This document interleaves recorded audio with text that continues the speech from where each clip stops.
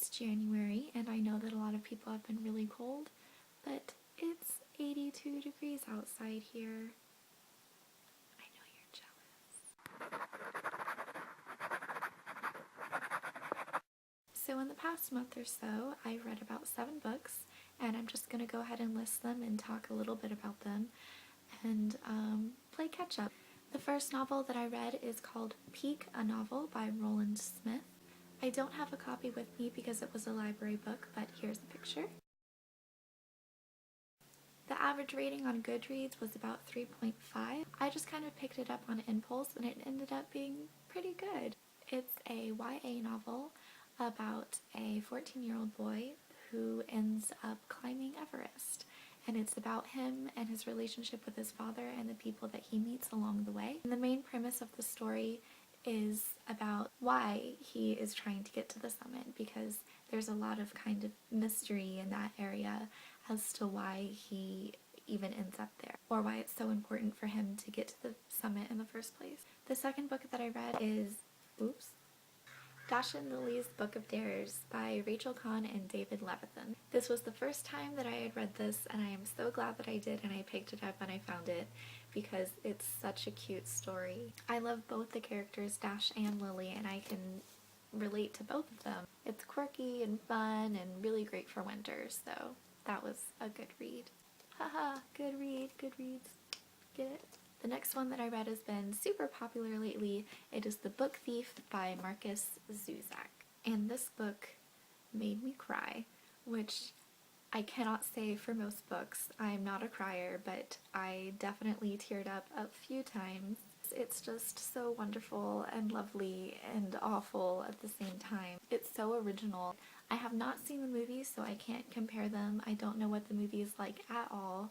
I've only seen a couple of pictures and like one trailer, so I have no idea what anyone thinks of that. I've kind of been avoiding that subject because I wasn't sure if I wanted to go see it or not, because I love the book so much that I'm almost afraid that if I go see the movie, it's gonna like ruin the story for me or something, or I won't be able to get the images that I see in the movie outside of my head when I reread the book.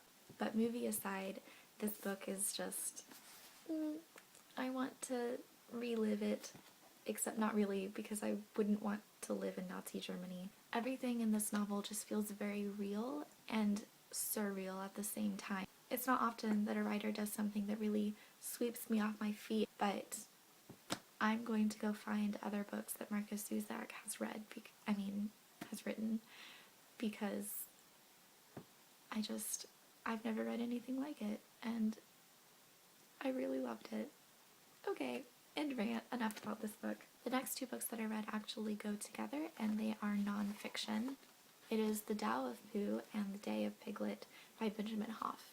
These books were actually written in the 80s, I believe, but basically what the book is about is explaining Taoist principles through Winnie the Pooh and using the original characters from A.A. Milne's Winnie the Pooh to explain the simplicity and the way in which Taoists live their lives, and to kind of clear away some misconceptions that people might have about Taoists.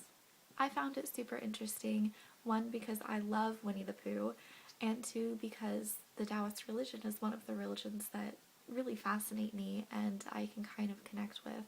If you're into that sort of thing, then I would definitely recommend these books. There are a few points that I don't agree with personally. Even if you don't believe in any of the Taoist beliefs or principles, that's perfectly fine. It's still a great book to read because you learn about other people's ways of life, and it's also just really nice to be reminded of the simplicity of things. The next book is City of Bones by Cassandra Clare.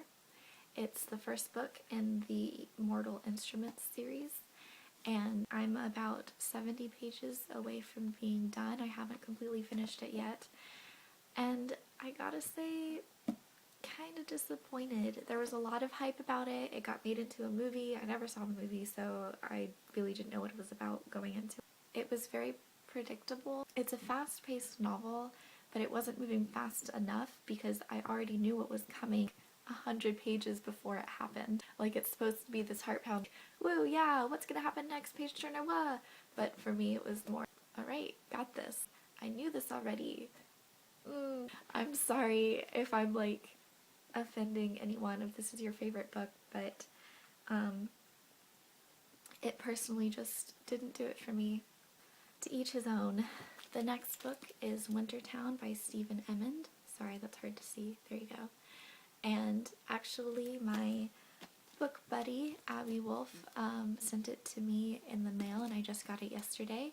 And I am almost done, as you can see. I really like it. I can definitely see my younger self in both of the main characters.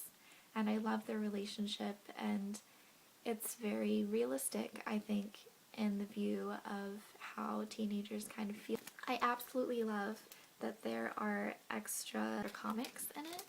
See? And there are also drawings in the beginning of the chapter or sometimes of the characters, and it just makes it that much more vivid and more visualized and real, I think, because the drawings themselves are played really well into the novel because one of the main characters is an artist, so there you go. But last but not least, the other thing that I've been reading is actually a reread of the manga series Fruits Basket by Natsuki Takaya. This is the first volume. There's, I think, 24, 26 volumes, and I'm done with the first 4. Of course, I've read all of them, but I'm on the 5th volume for rereading them. And it's wonderful because I read these first back in middle school, I think, and that's a while ago for me. They still hit me as hard as they did when I was younger. It's really nice to see how I've changed and also how I've stayed the same. It's just nostalgic. The general plotline of Fruits Basket is... I'm not doing a very good job of explaining this, so I'm going to read it to you. Story so far. Hello, I'm Toru Honda, and I have come to know a terrible secret. After the death of my mother, I was living by myself in a tent when the Soma family took me in. I soon learned that the Soma family lives with a curse. Each family member is possessed by the vengeful spirit of an animal from the Chinese zodiac. Whenever one of them becomes weak or is hugged by a member of the opposite sex, they change into their zodiac animal. So it sounds kind of like, really, are you sure that this is going to be good? Like it's but it actually goes really in depth into a lot of emotional issues and actually takes into account child abuse and how it affects people, and it's so touching and heartfelt and real, and less to do with the zodiac and more to do with people. So that's it. That's what I've been reading for the past month. If you have any opinions about any of the books that I've read, or you'd just like to know more about them, since I know I kind of sped through this, then please don't hesitate to comment or message me or anything. And that's it. Happy reading. Bye.